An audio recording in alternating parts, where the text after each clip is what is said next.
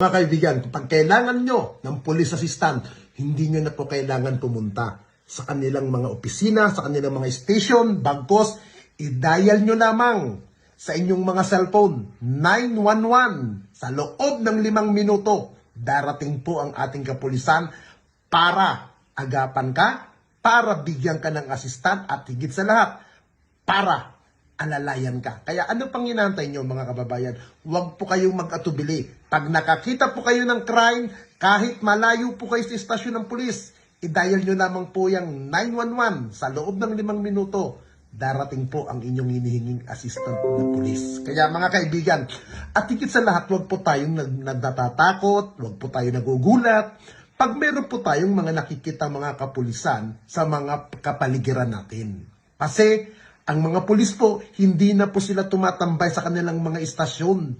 Tumatambay na po sila sa mga sulok ng buong kalakhan ng Metro Manila. At hindi lang po sa Metro Manila, sa bawat sulok ng ating komunidad para po alamin, tukuyin kung ano bang maipaparating sa inyo na tulong kung kailangan nyo ng police assistant. Dahil ang pulis po, simple lamang ang gustong mangyari. Ang maging mapayapa tayo, maging tahimik ang ating bayan dahil sabi nga po nila, ang kapayapaan ay susi ng kaunlaran ng ating bansa. Again, pag nakakita po tayo ng pulis, huwag po tayo mabahala. Bagkos, suportahan po natin. Sinabi ko sa kanila, dapat laging may nakikita na pulis.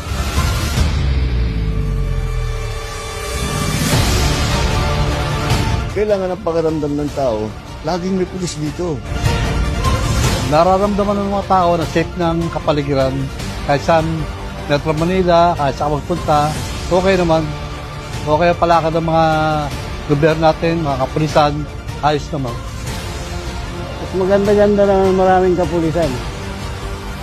Nakikita naman natin yung mga pulis dito. Responsive naman sila, and active naman sila na nag-aayos ng mga traffic natin dito sa lugar na to.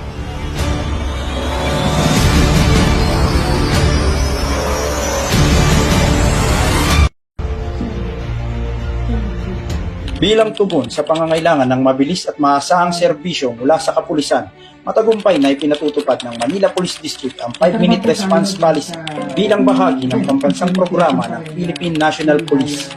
Layunin ng 5-minute response policy na matiyak ang agarang pagtugon ng mga pulis sa lahat ng emergency calls na natatanggap sa 911 nationwide emergency hotline. Sa pamamagitan ng sistematiko at pinag-isang koordinasyon, tiniyak ng MPD ang epektibong pagresponde at mabilis na pagdadala ng serbisyo pulisya sa mga nangangailangan.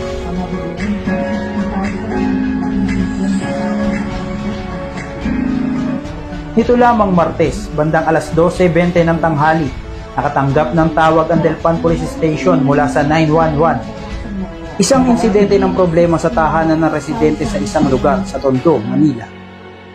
Agad na nagpadala ng mga pulis sa nasabing lugar at dumating sila sa loob ng halos 3 minuto bandang alas 12:23 ng tanghali. Pagdating sa lugar, mabilis nilang naaksyonan ang sitwasyon at hinuli ang sangkot na individual.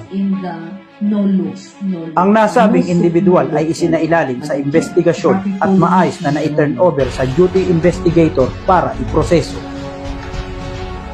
So yan, ako si Jimmy Magdao. I usually call 911 because they are so helpful for me, especially kapag dalawa lang kami ng anak ko dito and wala akong kakampi. So I call always 911 to rescue me kapag kailangan ko ng tulong, especially yung problem ko sa husband ko kapag hindi kami nagkakasundo. And they are so responsive na dumadating agad sila and nire-responde agad sila sa akin and ina-assist talaga nila ako through all in out ng proseso na hinahatid kami sa barangay, ini-interview and ina-assist talaga, inaantay din talaga nila kami dito na mini-make sure na safe ako lang. And sobrang helpful ng Delpan Police Station kasi ang bilis lang nilang dumating dito para mag-responde, especially pregnant ako na talagang pinaprioritize din talaga nila ako and ina-assist ng mga. So, thank you so much. Original 60,000 for academic year, naging 30, now naging 20 for state university and colleges, and then O pakinggan ninyo ang kanta na ito para malaman talaga kung anong mali ninyo. Buksan nyo ang mata, itigil ang panghusga, laging ipasok sa isip, hindi lahat sila. Di porket merong pumatay, lahat ay damay-damay. Huwag nating eterno ang ibang pulis na walang sablay. Hindi lahat sila ay magkakapareha. Merong matino, merong baliko at merong mukhang cannot do anything, Madam Chair.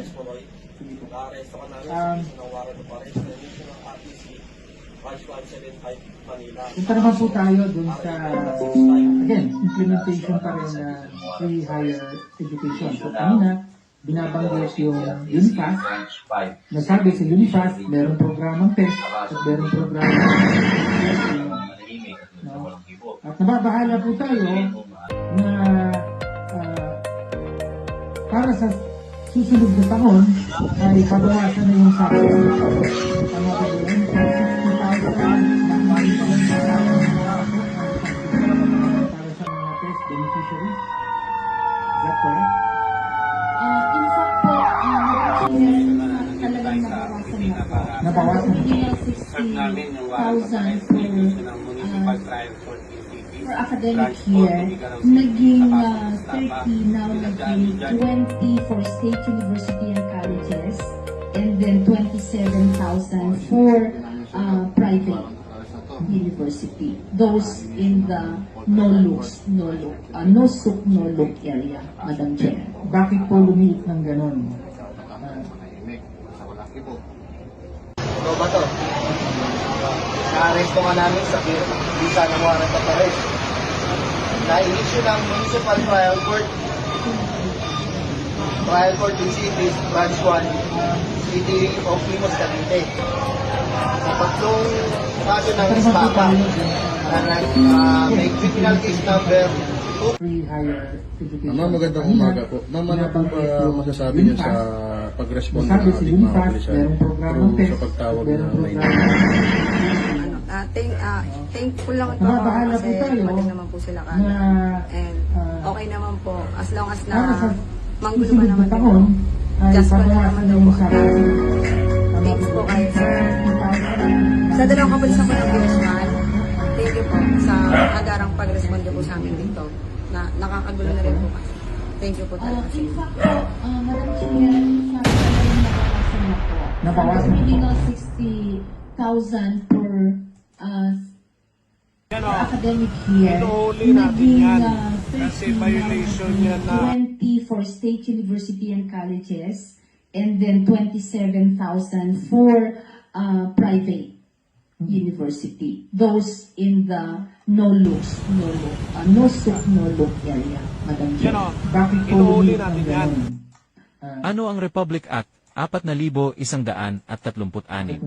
Ang RA 4,136 ay kilala bilang Land Transportation and Traffic Code ng Pilipinas.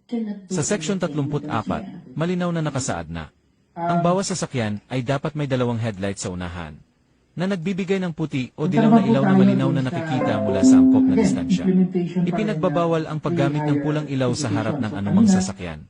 Mga parusa kapag lumaba. Ayon sa RA 4,136,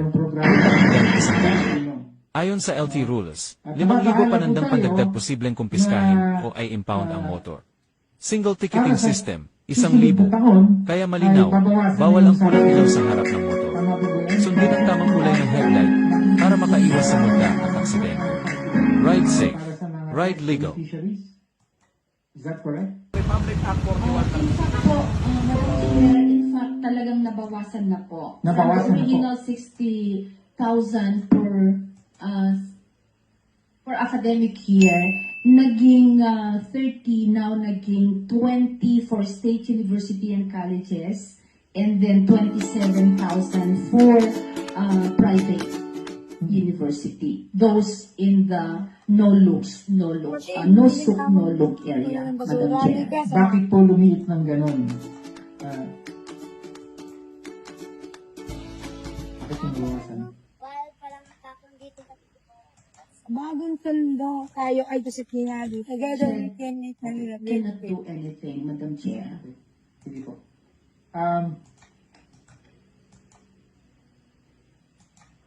Punta naman po tayo dun sa... Latest accomplishment. Again, implementation. Arrest of top 6 most wanted person, regional level. Binabanggit yung UNIFAS. Nasabi sa UNIFAS, merong programang test at merong programang nababahala po tayo na para sa susunod na taon ay babawasan na yung sakit. Ano po yun? Sa 60,000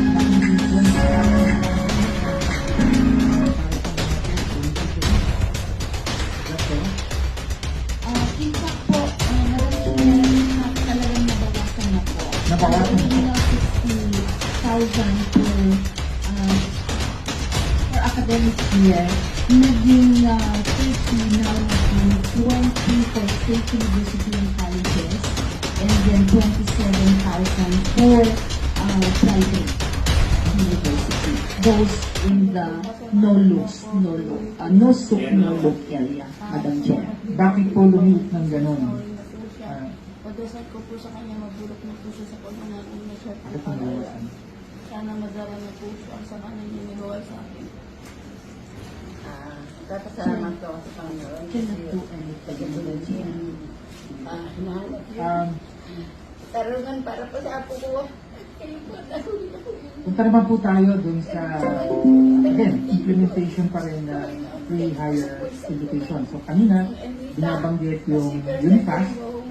Nasabi sa UNIFAS, merong programang test at merong programang at nababahala po tayo na para sa susunod na taon ay babawasan na yung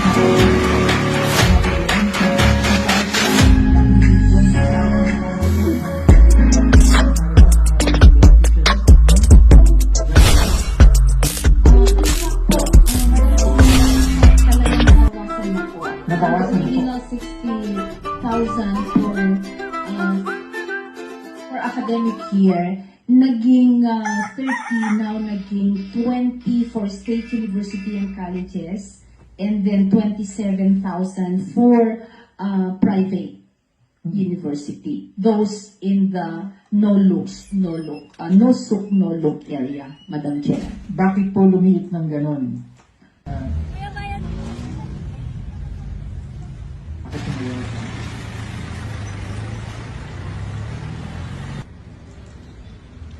Chair, cannot do anything, Madam Chair.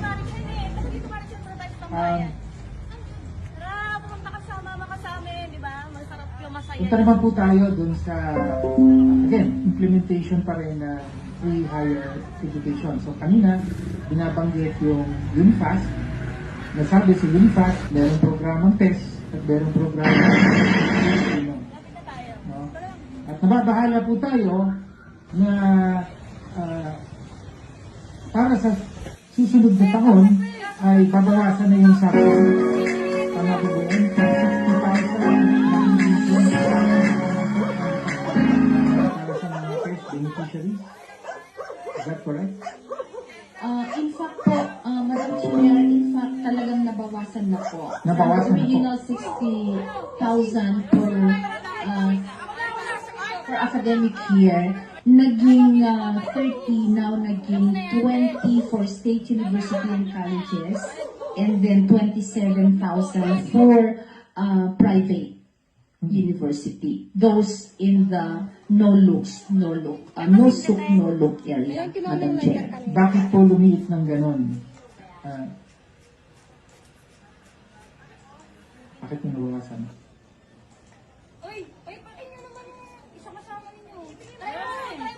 Chair, cannot do anything, Madam Chair.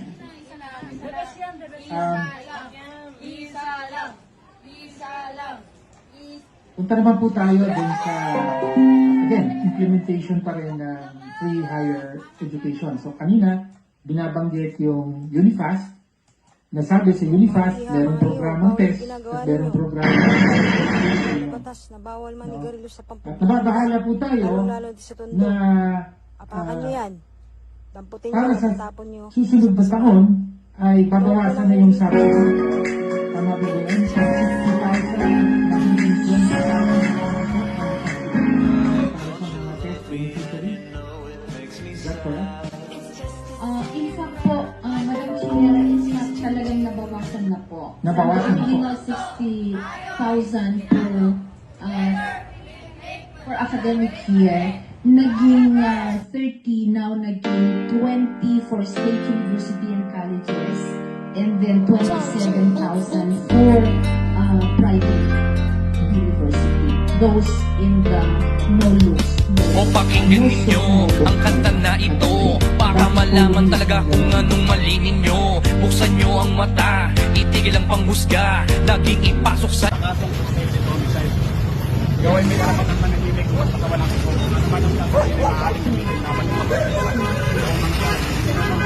Gawin may karapatan kumuha ng sarili mo. Ako natin magtatanggol sa'yo. Kung wala ka kaya nangyuhuli kami. Ito naman po tayo din. Ikaw din may karapatan kumuha ng sarili mo. Magagamot ng gusto ka sa'yo. Kung wala ka kaya,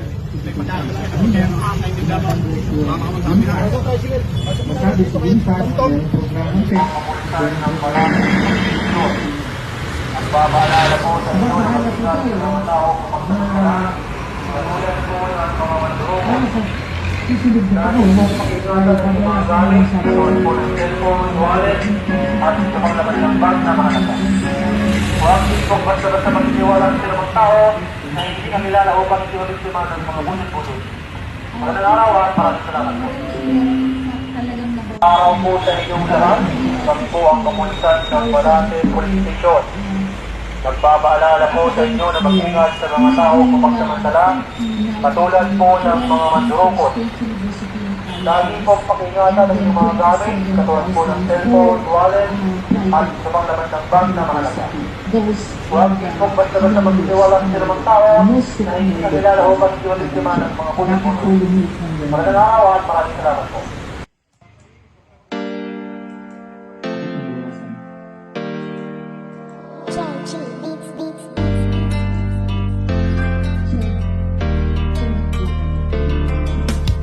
O pakinggan ninyo ang kanta na ito para malaman talaga kung anong mali ninyo. Buksan nyo ang mata, itigil ang panghusga, laging ipasok sa isip, hindi lahat sila. Di porket merong pumatay, lahat ay damay-damay. Huwag nating iterno ang ibang pulis na walang sablay. Hindi lahat sila ay magkakapareha. Merong matino, merong baliko at merong bukang pera. Bigyan nating respeto ang ibang kapulisan. Putasan naman natin ang tsapa nilang narumihan, ng ibang kasamahan nila na pwedeng pintasan. Huwag nating lahat din kasi lahat din tulisan. Bawat pulis ay mayroong pagkakaiba, mayroong mabuti at mayroong ding masama. May mga kontento na at ganit ang iba, pero tandaan ninyo na hindi lahat sila. Kahit ano pang sabihin, murahin sila o sisihin, ang mamuhay nang wala sila, tanong kaya ba natin? Kasalanan ng isa ay di kasalanan ng lahat. May matitino din naman kaya't huwag niyong nilalahat. Pag-alagad ng batas sa hukay ang binabaon, ganyan din ba kaingay ang mga tao ngayon? Isinasawalang bahala para bang walang nangyari. Kadalasan kung may krimen, sa kanila nakadepende. Paano kung nagkataong sila naman ang nakahon? Sino ang tutulong kung sakali? Yan ay ang tanong. Ika ba nangangamba kung mawawala sila? Sino pang magtatanggol? Sino po protekta? Again, implementation pa rin. Bawat pulis ay mayroong pagkakaiba, mayroong mabuti at mayroong din masama. May mga kontento na at ganit ang iba, pero tandaan ninyo na hindi lahat sila. Huwag naman natin lahatin ang mga kapulisan. Kasalanan ng isa ay hindi kasalanan ng lahat. Gusto namin na sabihin, huwag maging mapanghusga o may masasama, pero di lahat kasalanan. Kung minsan hindi nyo pansin, ang katarungan at timbangan ay mga matang duli. Lahat naman ng tao, ikaw at ako ay sumasablay rin. Kaya bago kayo manghusga't magsalita,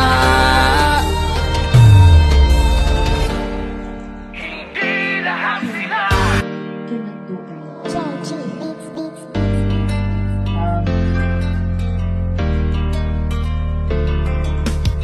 O pakinggan ninyo ang kanta na ito para malaman talaga kung anong mali ninyo. Buksan nyo ang mata, itigil ang panghusga, laging ipasok sa isip, hindi lahat sila. Di porket merong pumatay, lahat ay damay-damay. Huwag nating eterno ang ibang pulis na walang sablay. Hindi lahat sila ay magkakapareha. Merong matino, merong baliko at merong mukhang pera. Bigyan nating respeto ang ibang kapulisan. Punasan naman natin ang tsapa nilang narumihan ng ibang kasamahan nila na pwedeng pintasan. Huwag nating lahatin kasi lahat di tulisan. Bawat pulis ay mayroong pagkakaiba. Mayroong mabuti at mayroong ding masama. May mga kontento na at ganit ang iba. Pero tandaan ninyo na hindi lahat sila.